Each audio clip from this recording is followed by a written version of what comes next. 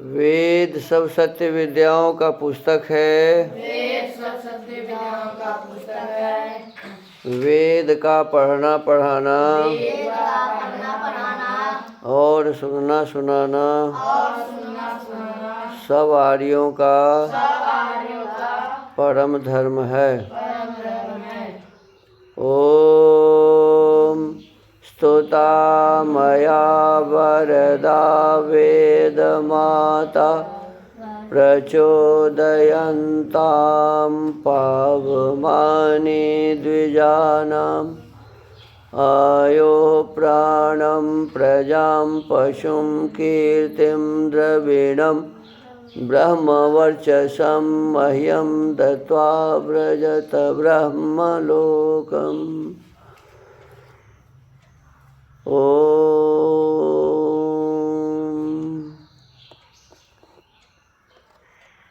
इदानीं वेद पाठो भविष्यति। अद्य ऋग्वेदस्य द्वितीयं मण्डलस्य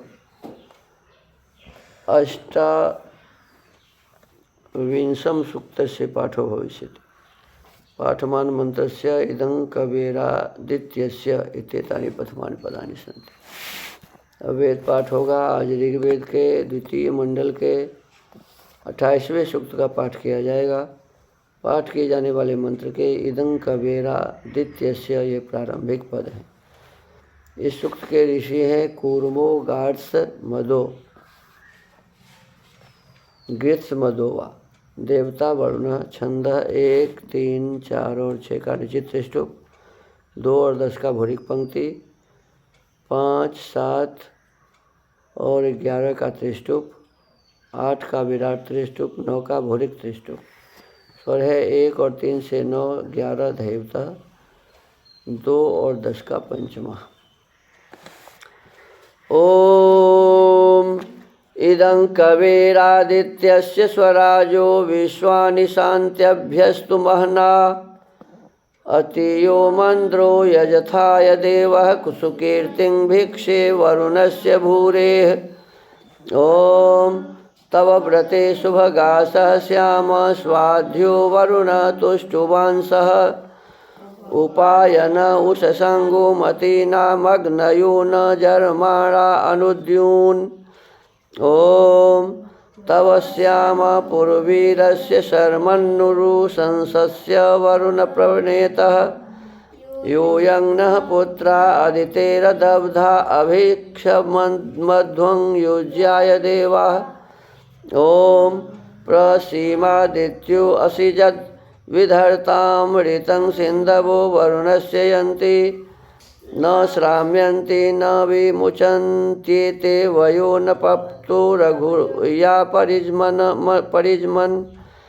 ओम मच्छ्रथाय रस नामिवागरिध्याम ते वरुण खामृतस्य मातन्तुश्छेदि वयतो धियं मे मात्रा शार्यपसः पुररितोः।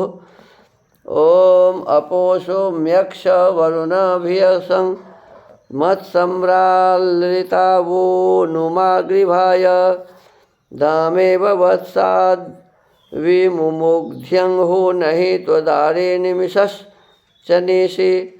ओम मानो वधैर्वरुण ये त इष्टावेन कृण्वन्तमसुरभ्रीणन्ति मा ज्योतिषः प्रवसथानि गन्म विषु मृध शिश्रथो जीवसेना। ओम नमः पुराते वरुणो तनूनमुता परं तु विजात ब्रवाम त्वेहि कं पर्वतेन सितान्यप्रच्युतानि दुर्लभव्रतानि। ओम पररिणा साविरध मत्क्रीडा कृतानि माहं राजन्न न्यकृतेन भोजम् अव्युष्टा इन्नु भूयसी रुषास आनो जीवान् वरुण तासु साधि। ओम यो मे राजन् युज्यो वा सखा वा स्वप्ने वयं भीरवे मह्यप्माह स्तेनो वायो दीप्सति नो वृको वा त्वं तस्माद् वरुण पाह्यस्मान्। ओम माहं मघो नो वरुण प्रियस्य भूरि दावना आ विदंशूनमापे मारायो राजन् सूयमाधव स्थां बृहद्वदेम विदथे सुवीराः। अथ श्रद्धा सूक्त। ओम श्रद्धयाग्निः समिद्यते श्रद्धया हूयते हवि श्रद्धां भगस्य मूर्धनि वचसा वेदयामसि। ओम प्रियं श्रद्धे ददतः प्रियं श्रद्धे दिदासतः प्रियं भोजेषु यज्वस्विदङ्गमो उदितं कृधि। ओम यथा देवा असुरेषु श्रद्धामुग्रेषु चक्रिरे एवं भोजेषु यज्वस्वस्माकमुदितं कृधि। ओम श्रद्धां देवा यजमाना वायुगोपा उपासते श्रद्धां हृदय याकूत्या श्रद्धया विन्दते वसु।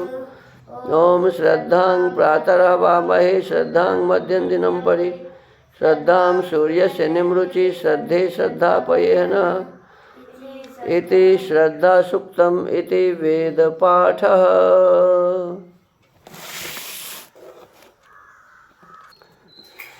इदानीं वेद स्वाध्यायो भविष्यति। अद्य यजुर्वेदस्य सप्तमोऽध्यायस्य दशमं मन्त्रस्य स्वाध्यायो भविष्यति। स्वाध्यायमान मन्त्रस्य राया वयं ससवांसो इत्येतानि प्रथमानि पदानि सन्ति। अब वेद स्वाध्याय होगा। आज यजुर्वेद के 7वें अध्याय के 10वें मंत्र का स्वाध्याय किया जाएगा। स्वाध्याय किए जाने वाले मंत्र के राया वयम ससवांसो ये प्रारंभिक पद हैं।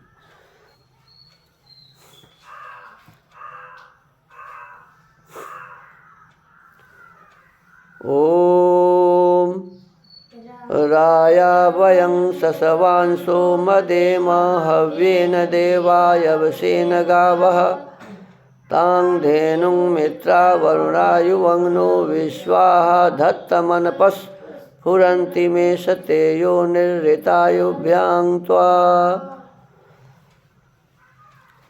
इस मंत्र के ऋषि हैं राया वयम इत्यस्य त्रिशदस्यु ऋषि मित्रा वर्णो देवते ब्राह्मणी बृहति छंद मध्यम स्वर पुनरेतयो कृत्यमाह।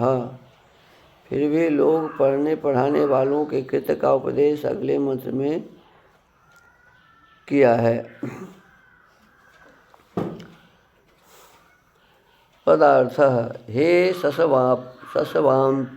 ससवाप्तः भले बुरे के अलग अलग करने वाले देवाः विद्वानों आप और वयम हम लोग यवसेन तृण घास भूसा से गावह गौ आदि पशुओं के समान हव्येन ग्रहण करने के योग्य राया धन से मदेम हर्षित हों और हे मित्रावर्णा प्राण के समान उत्तम जनों युवम तुम दोनों न हमारे लिए विश्वाहा सब दिनों में अनपस्फुरंतीम ठीक ठीक ज्ञान देने वाली धेनुम वाणी को उत्तम धारण कीजिए। देखो धेनु का मतलब गाय होता है, लेकिन यह धेनु का मतलब वाणी है।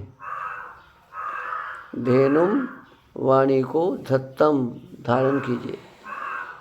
हे भगवान जिससे तेरा ऐसा यह विद्या बोध घर है, इससे सत्य व्यवहार चाहने वालों के सहित तुझको हम लोग स्वीकार करते हैं। इस मंत्र में उपमा और वाचक् लुप्तोपमा अलंकार है। मनुष्यों को चाहिए कि अपने पुरुषार्थ और विद्वानों के संग से परोपकार की सिद्धि और कामना को पूर्ण करने वाली वेद वाणी को प्राप्त होकर आनंद में रहें। देखिए हमको आपको जितने भी मनुष्य हैं सबको इसमें आदेश दिया गया है कि हमें अपना पुरुषार्थ करना चाहिए। धर्म अर्थ काम और मोक्ष के लिए हमें पुरुषार्थ करना चाहिए। अपने पुरुषार्थ और फिर कहते हैं विद्वानों के संग। दूसरी बात क्या बताया? विद्वानों का संग करना चाहिए। विद्वानों का संग नहीं करेंगे तो पुरुषार्थ भी ठीक से नहीं होगा। फिर कहते हैं परोपकार की सिद्धि, परोपकार की सिद्धि और कामना को पूर्ण करने वाले वेद वाणी को प्राप्त होकर आनंद में रहें। तो आनंद में रहने के लिए इसमें पहला शर्त बताया कि पुरुषार्थ करे। क्या करे? मेहनत, परिश्रम। आलसी जैसे घर में जाके सो जाते हो, कहते हैं सोने वाले का भाग्य भी सो जाता है।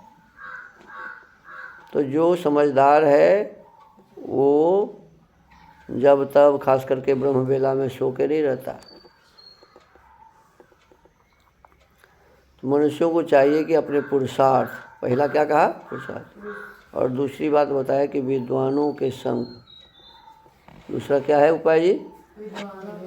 पुरुषार्थ करो और जो अच्छे भले विद्वान हो उनका संग करो।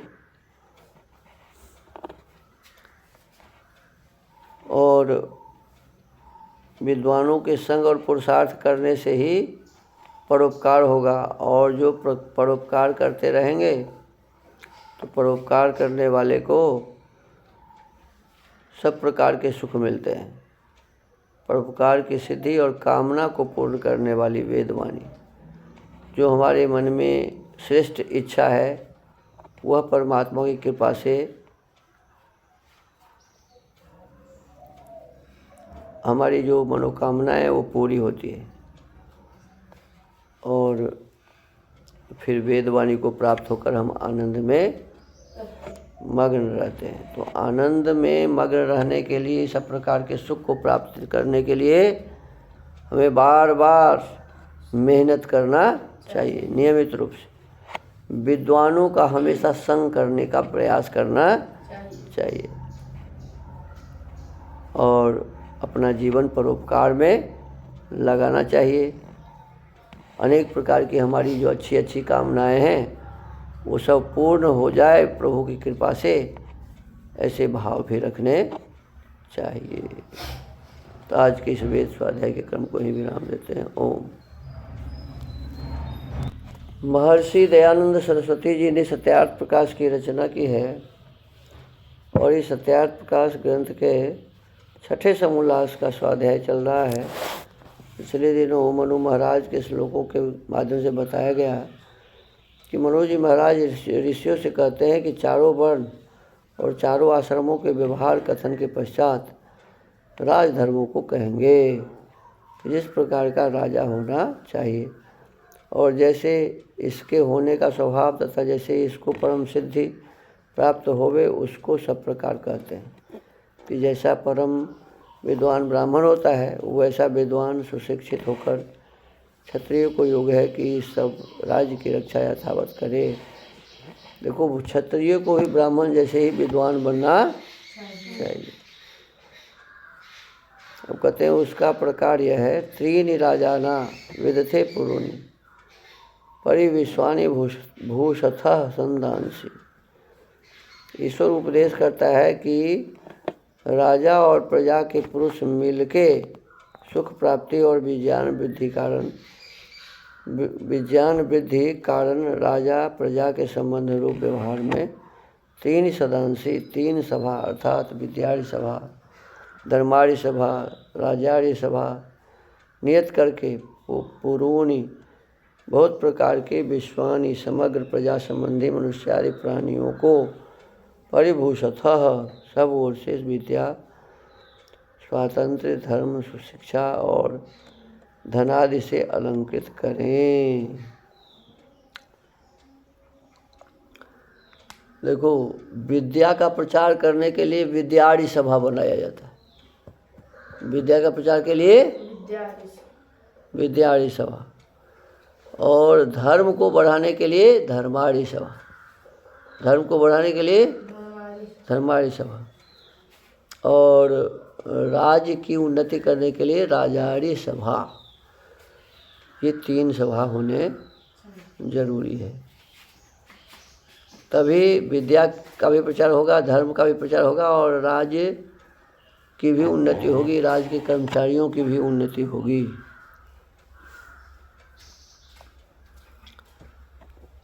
कहते हैं कि राजाड़ी सभा, धर्माड़ी सभा, विद्याड़ी सभा नियत करके पूर्वोनि बहुत प्रकार के विश्वानि समग्र प्रजा संबंधी मनुष्यादि प्राणियों को परिभूषतः सब ओर से विद्या, स्वातंत्र, धर्म, सुशिक्षा और धन आदि से अलंकित करें। सब ओर से विद्या, फिर कहते हैं स्वातंत्र, धर्म, सुशिक्षा, सुंदर शिक्षा और धनादि से अलंकित करें। ते तंग सभा च समितिश्च सेना च, अथर्ववेद कांड 15 अनुवाक 2। मंत्र 2। सभ्य सभांग में पाहे ये च सभ्या सभासदः। और दूसरा मंत्र में कहा है अथर्ववेद के कांड 19 अनुवाक 7 मंत्र 6। उस राज धर्म को सभा च, तीनों सभा, समितिश्च, संग्राम आदि की व्यवस्था और देख, और सेना च, सेना मिलकर पालन करे। तो सेना ही इसका पालन कर सकता है। सभासद और राजा को योग्य है कि राजा सब सभासदों को ज्ञात देवे कि हे सभ्य सभा के योग्य पुरुष सभासद, तू में मेरी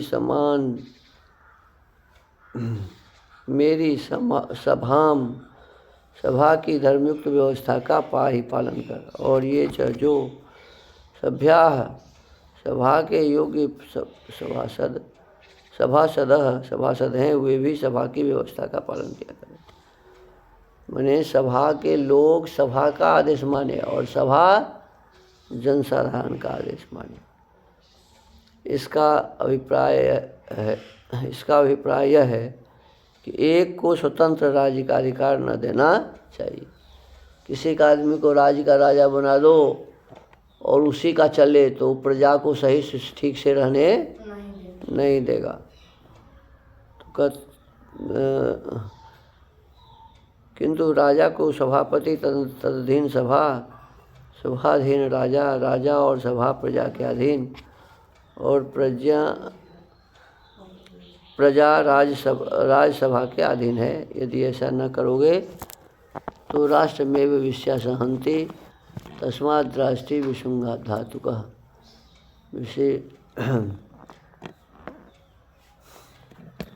राष्ट्रमेव विश्वाहन्ति तस्मात् राष्ट्रीय विसंघातुकः।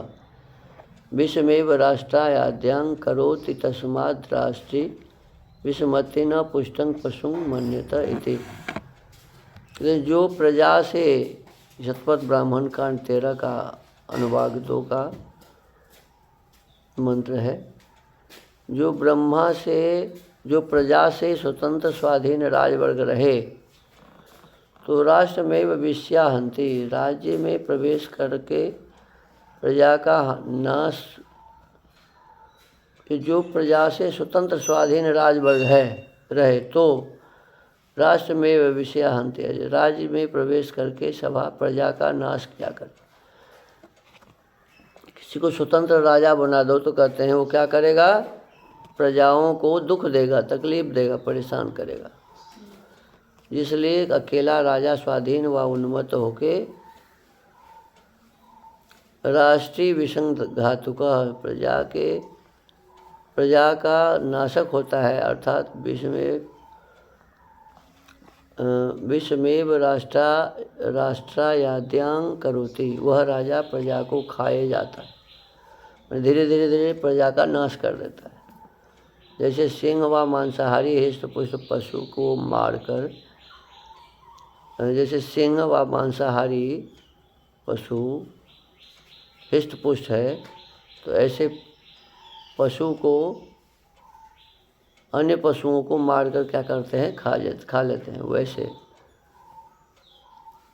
राष्ट्रीय विषमति, स्वतंत्र राजा प्रजा का नाश करता है, अर्थात किसी को अपने से अधिक न होने देना। श्रीमान को लूट खूंट अन्याय से दंड देके अपना प्रयोजन पूरा करेगा, अपना प्रयोजन पूरा करेगा। इसलिए इंद्रो जयाति न पराजयाता अधिरात जो राजसु राजयाते चरकृत्य ईड्यो वंद्यश्चोप सद्यो नमस्यो भव्यः।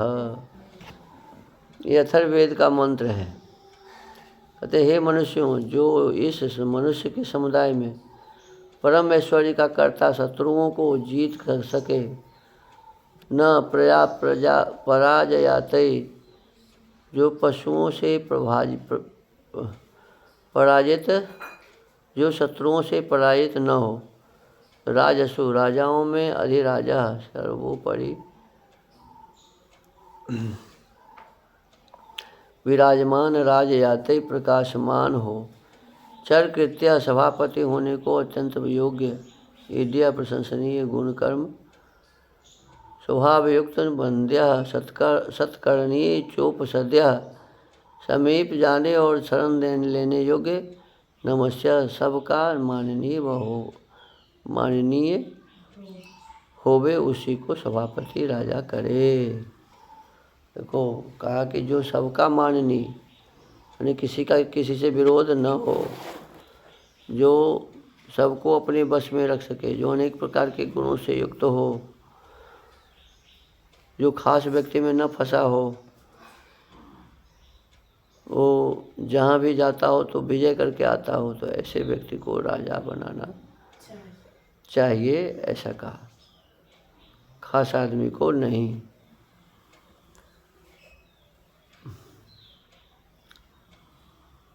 अब आज के इस त्याग प्रकाश के साथ स्वाध्याय को यहीं विराम देते हैं। ओम। महर्षि वाल्मीकि जी ने रामायण की रचना की है और इस वाल्मीकि रामायण के 73तमः सर्ग बालकांड के 73वें सर्ग का स्वाध्याय किया जा रहा है। पिछले दिनों बताया गया था कि जब विवाह का निश्चय हो गया और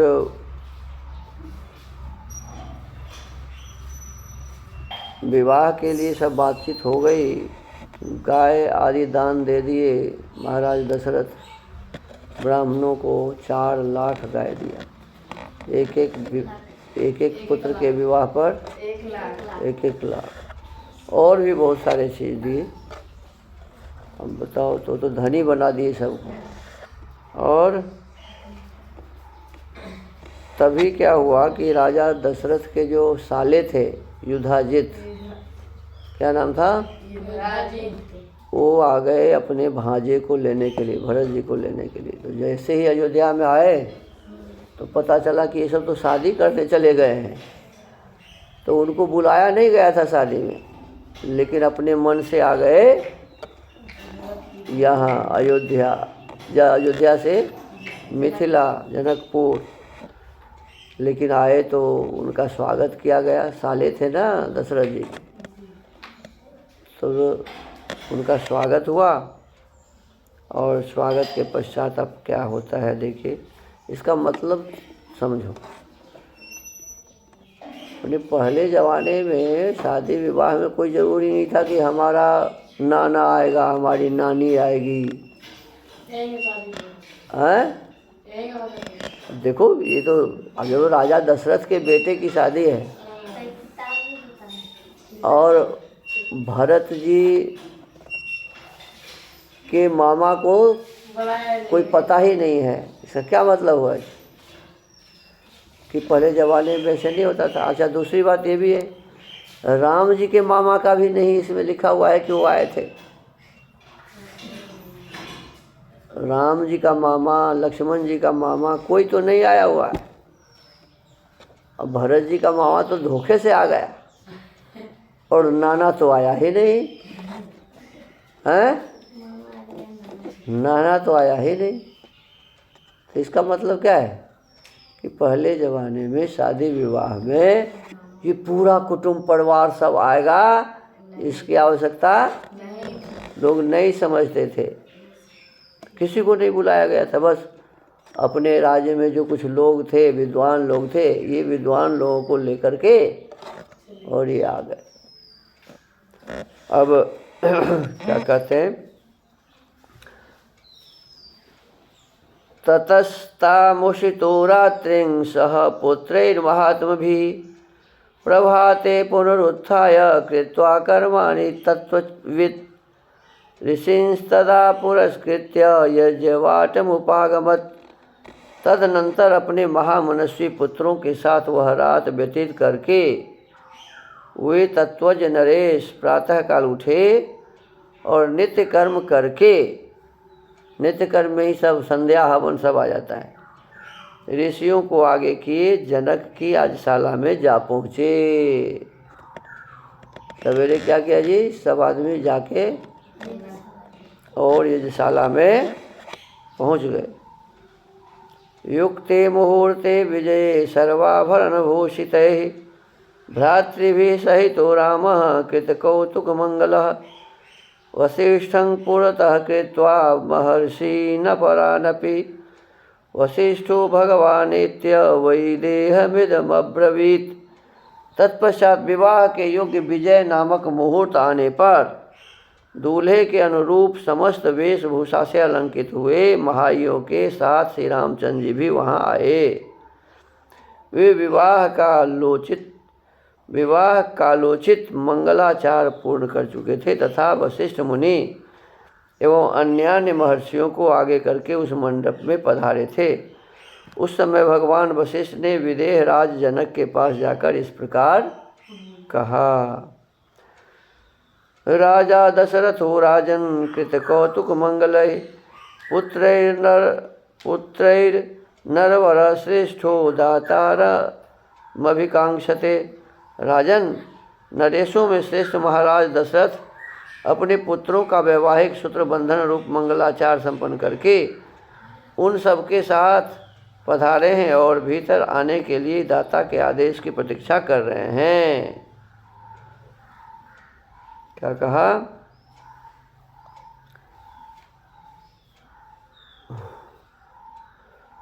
वशिष्ठ मुनि कहे कि अब तैयार होकर के आ गए हैं बालक सब भी और इनके पिता भी, तो अब इनकी शादी होनी।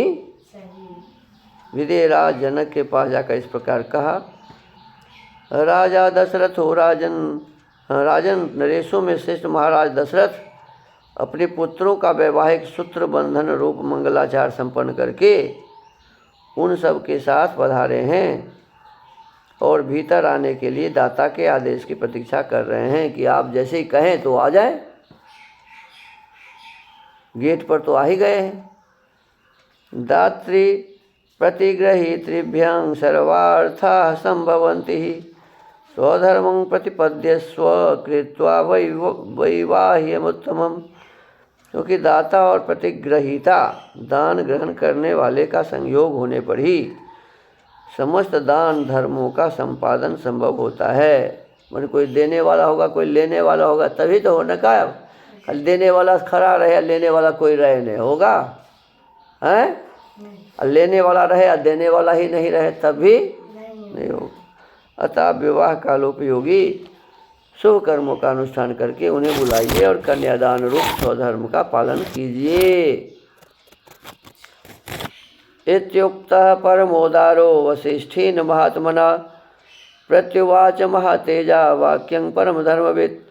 महात्मा वशिष्ठ के ऐसा कहने पर परम उदार, परम धर्मज्ञ और महातेजस्वी राजा जनक ने इस प्रकार उत्तर दिया, कः स्थितः प्रतिहारो में कस्याज्ञं संप्रतीक्षते स्वगृहे को विचारोस्ति यथा राज्यमिदं तव कृतकौतुक सर्वस्वा वेदिमूलमुपागता मम कन्या मुनि श्रेष्ठ देवता वह निर्वाचिसः।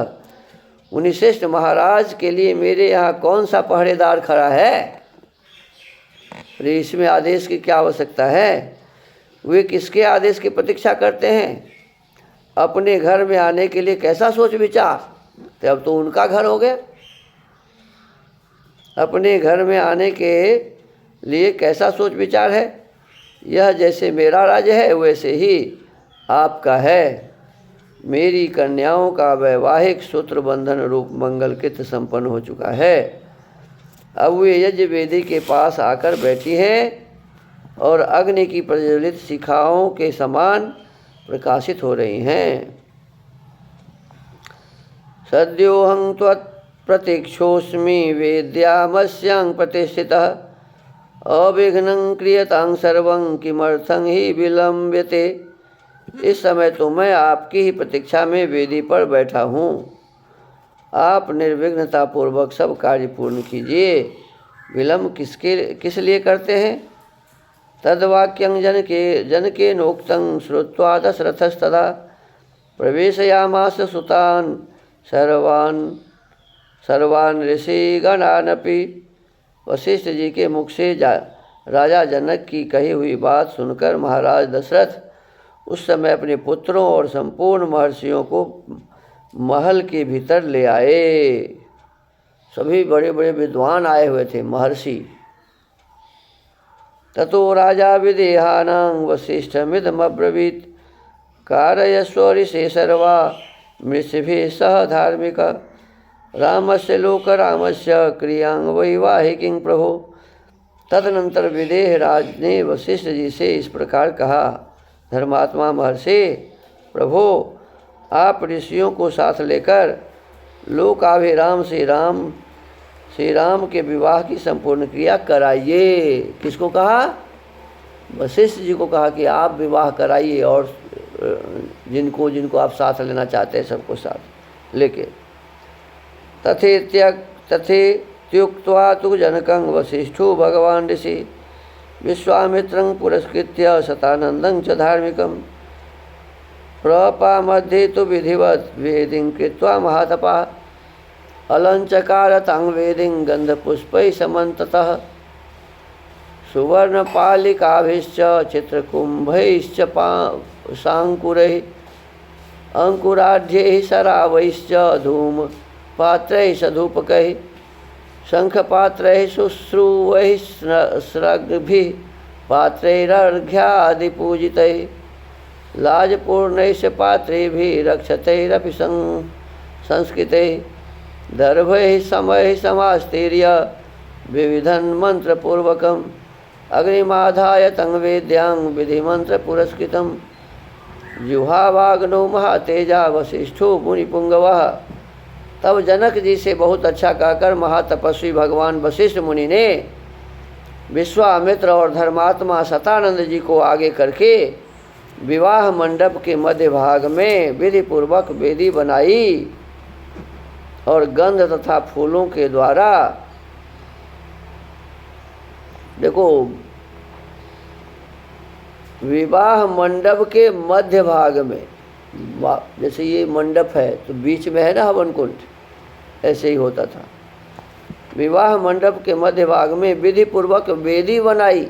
वेदी माने हवन कुंड, वेदी माने हवन कुंड बनाई और गंध तथा फूलों के द्वारा उस चारों ओर से सुंदर रूप में सजाया। क्या किया? मंडप को सजाया, वेदी को सजाया। साथ ही बहुत सी सुवर्ण पालिकाएं, यव के अंकुरों से युक्त चित्रित कलश, अंकुर जमाए हुए सकोरे, धूप युक्त धूप पात्र, शंख पात्र, श्रुवा में जिसे हवन करते हैं, श्रुक, अर्घ्य आदि पूजन पात्र, लावा, खीलों से भरे हुए पात्र तथा धोए हुए अक्षत आदि समस्त सामग्रियों को भी यथास्थान रख दिया। तत्पश्चात महातेजस्वी मुनिवर वशिष्ठ जी ने बराबर कुशों को वेदी के चारों ओर बिछाकर, देखो कुश का चटाई होता था, क्या होता था जी? आसन कुशी कुश का होता था। कहते हैं कुशों को वेदी के चारों ओर बिछाकर मंत्रोच्चारण करते हुए विधि पूर्वक अग्नि स्थापन किया। क्या किया? विवाह में क्या किया? अग्नि स्थापन किया। उन्हें हवन करके ही विवाह होता है। देखो कितना अच्छा लिखा हुआ है। अग्नि स्थापन किया और विधि को प्रधानता देते हुए मंत्र पाठ पूर्वक प्रज्वलित अग्नि में हवन किया। क्या किया जी?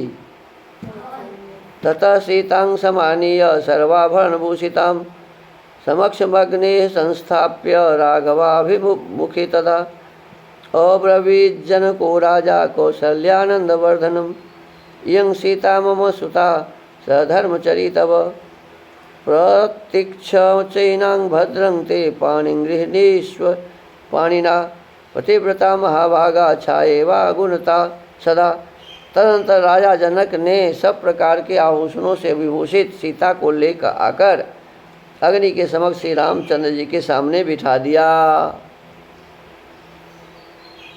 और माता कौशल्या का आनंद बढ़ाने वाले उन श्री राम से कहा, रघुनंदन तुम्हारा कल्याण हो। यह मेरी पुत्री सीता तुम्हारी सहधर्मिणी के रूप में उपस्थित है, इसे स्वीकार करो और इसका हाथ अपने हाथ में लो। तो राजा जनक ने अपने पुत्री को ला करके उसके हाथ को किनके हाथ में दे दिया? भगवान राम जी के हाथ में दे दिया। यह परम पतिव्रता महान सौभाग्यवती और छाया की भांति सदा तुम्हारे पीछे चलने वाली होगी। इत्युक्त्वा प्राक्षिपद राजा मंत्रपूतं जलं तदा साधु साध्विति देवानां ऋषीणां वदतां तदा। यह कहकर राजा ने श्री राम के हाथ में मंत्र से पवित्र हुआ संकल्प का जल छोड़ दिया। उस समय देवताओं और ऋषियों के मुख से जनक के लिए साधुवाद सुनाई देने लगा। देवदुन्दुभि निर्घोषः पुष्पवर्षो महानभूत एवं दत्त्वा सुतां सीतां मंत्रोदक पुरस्कृताम् अब्रवीत् जनको राजा हर्षेनाभि परिप्लुतः लक्ष्मणा गच्छ भद्रं ते उर्मिला मुद्यतां मया प्रतीक्ष पाणिं गृह्णीष्व मा भूतकालस्य पर्ययः। देवताओं के नगारे बजने लगे और आकाश से फूलों की बड़ी भारी वर्षा हुई। देखो ये जो है झूठी बात है, आकाश से फूल की वर्षा होती है? हाँ, रहा होगा कोई ऐसा मशीन कि नीचे से ही फेंका होगा, ऊपर से गिर गया होगा, ऐसा तो होता है, लेकिन आकाश से कहाँ से गिरेगा? तो कहा कि इस प्रकार मंत्र और संकल्प के जल के साथ अपनी पुत्री सीता का दान करके हर्षमग्न हुए राजा जनक ने लक्ष्मण से कहा, लक्ष्मण तुम्हारा कल्याण हो, आओ मैं उर्मिला को तुम्हारी सेवा में दे रहा हूँ, इसे स्वीकार करो, इसका हाथ अपने हाथ में लो। उर्मिला को किसको दिया? लक्ष्मण जी को। इसमें विलम्ब नहीं होना चाहिए। तमेव मुक्त्वा जनको भरतं चाभ्यभाषत गृहान पाणिं मांडव्या पाणिना रघुनंदन। लक्ष्मण से ऐसा कहकर जनक ने भरत से कहा, रघुनंदन मांडवी का हाथ अपने हाथ में लो। मांडवी नाम था कुशध्वज के बेटी का, माने ये जो जनक जी के जो भाई थे उनकी बेटी थी मांडवी। तो मांडवी को किनको दे दिया? भरत जी को दिया। मांडवी का हाथ अपने हाथ में लो। शत्रुघ्नं चापि धर्मात्मा अब्रवीन् मिथिलेश्वरः सुतकीर्तेर्महाबाहो पाणिं गृह्णीष्व पाणिना सर्वे भवन्तः सौम्याश्च सर्वे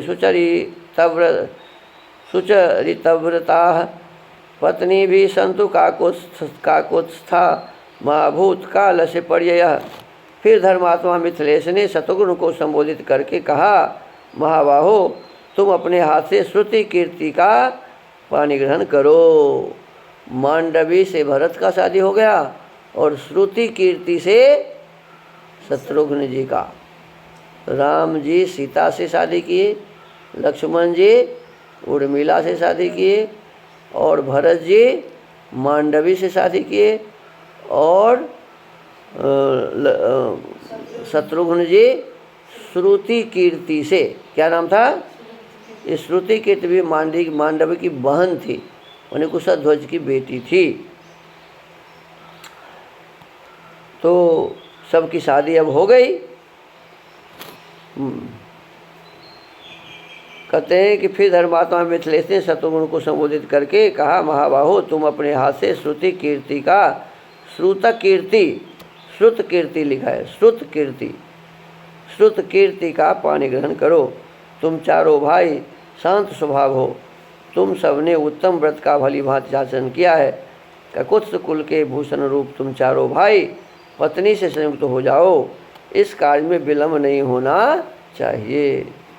जनकस्य वचः श्रुत्वा पाणिभिरस्पृशन् चत्वारस्ते चतस्रीणां वसिष्ठस्य मते स्थिता अग्निं प्रदक्षिणं कृत्वा वेदिं राजानमेव च ऋषिंश्चापि महात्मानः स भार्या रघुद्वहाः यथोक्तेन ततश्चक्रुर्विवाहं विधिपूर्वकम्।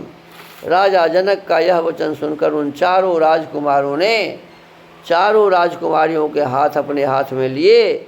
फिर वशिष्ठ जी की सम्मति से उन रघुकुल रत्न महामनस्वी राजकुमारों ने अपनी अपनी पत्नी के साथ अग्निवेदी राजा दशरथ तथा ऋषि मुनियों की परिक्रमा की और वेदोक्त विधि के अनुसार वैवाहिक कार्य पूर्ण किया। देखो जी क्या लिखा है, विवाह कैसे हुआ? वेदोक्त विधि से। क्या लिखा है महाराज? वेद में जो विधि लिखी है उस विधि से विवाह पूर्ण हुआ। और वहाँ यज्ञशाला में जो यज्ञ हो रहे थे तो यज्ञ मंडप के साथ अपने सभी ऋषि मुनि विद्वानों का भी प्रदक्षिणा किया, सभी अपनी पत्नी को हाथ से पकड़ करके। अब विवाह हो गया। वेदोक्त विधि से के अनुसार वैवाहिक कार्य पूर्ण किया। पुष्पवृष्टिर्महत्यासी दंतरिक्षात् शुभास्वरा दिव्यदुन्दुभि निर्घोषैर् गीतवादित्रनिः स्वनैः न नितोश्चाप्सरः संघा गंधर्वाश्च जगुः कलम् विवाहे रघुमुख्यानां तदद्भुतम् अदृश्यत। उस समय आकाश से फूलों की बड़ी भारी वर्षा हुई। फिर लिखा है दोबारा, जो सुहावनी लगती थी। दिव्य दुंदुभियों की गंभीर ध्वनि, दिव्य गीतों के मनोहर शब्द और दिव्य वाद्यों के मधुर घोष के साथ झुंड की झुंड अप्सराएं नृत्य करने लगी। अब देखो ये सब बातें झूठी लिखी है। अप्सराएं माने बेश्या।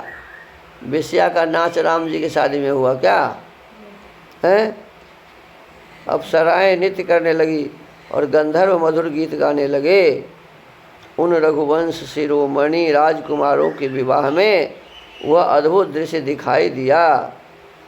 ईदृशे वर्तमाने तो तूर्योद्भुष्ट निनादिते श्रीरग्निं ते परिक्रम्य ऊहुर्भार्या महौजसः।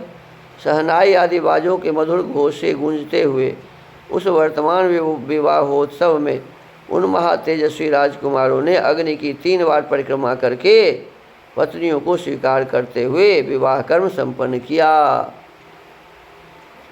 अथोपकार्यं जगमोस्ते स भार्या रघुनंदना राजाप्यनुयौ पश्यन् सर्षिसंघः स बांधवः। तदनंतर रघुकुल को आनंद प्रदान करने वाले वे चारों भाई अपनी पत्नियों के साथ जनवासे में चले गए। जनवासा किसे कहते हैं मालूम है?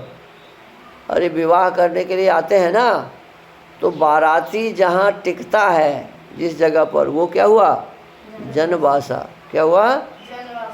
तो अब विवाह हो गया और राजा जनक जी के घर से सीता जी, उर्मिला जी, मांडवी जी और श्रुतकीर्ति जी को लेकर के चारों भाई और दशरथ जी, ऋषि मुनि सभी कहाँ आ गए? जहाँ उनको रहने के लिए पहले से स्थान निश्चित था, उस जनवासे पर आ गए। राजा दशरथ भी ऋषियों और बंधु बांधवों के साथ पुत्रों और पुत्र वधुओं को देखते हुए उनके पीछे पीछे गए। माने सभी आ गए अब जनवासे पर। अब आज के इस वाल्मीकि रामायण के स्वाध्याय के क्रम को यहीं विराम देते हैं। आज 73वां बालकांड का 73वां सर्ग समाप्त हुआ। भगवान रामचंद्र जी के चारों भाइयों की शादी हो गई, उनका विवाह हो गया। लेकिन विवाह में कहीं नहीं लिखा है कि रामचंद्र जी किसी तालाब पर गए, सीता जी वहाँ फूल लोड़ रही थी तो पहले ही राम जी का और सीता जी का आँख मिचौली हुआ। कहीं इसमें लिखा है जी? अब विवाह भी हो गया, इससे पहले तो कहीं इस प्रकार की बातें नहीं लिखे। पूरा अयोध्या, पूरा मिथिला क्षेत्र में राम जी गए घूमने, ऐसा कहीं लिखा है क्या? ये कह रहे तुलसी बाबा को कहाँ से ये सब सूझ गया, ये समझ नहीं आ रहा, क्योंकि वाल्मीकि जी तो लिखे ही नहीं। और वाल्मीकि जी ही थे उस समय जब रामचंद्र जी राजा थे। तो उस समय तो रामचंद्र से भी पूछे होंगे वाल्मीकि जी आपकी शादी कैसे हुई बताइए, हम किताब लिखना चाहते हैं। तो इस प्रकार से हमको आपको ही समझना चाहिए कि वाल्मीकि रामायण में जो नहीं लिखा हुआ है, इस प्रकार की बातें लोग प्रचार करते हैं, अच्छी बात नहीं है। एक भजनोपदेशक तो ऐसा झूठ बोलता है, कहता है कि जब बरियाती चली कहाँ से, अयोध्या से, और एक छोर पहुँच गया मिथिला जनकपुर और दूसरा छोर अभी वहीं है। बताइए, ये झूठ फूस की बातें लोग कहते रहते हैं और सुनने वाले सुनते भी रहते हैं। कहने वाले कहते हैं और सुनने वाले सुनते भी रहते हैं। तो इस प्रकार की झूठी मूठी बातों को हमें प्रश्रय नहीं देना चाहिए। इस प्रकार से अपने ग्रंथों को बदनाम नहीं करना चाहिए।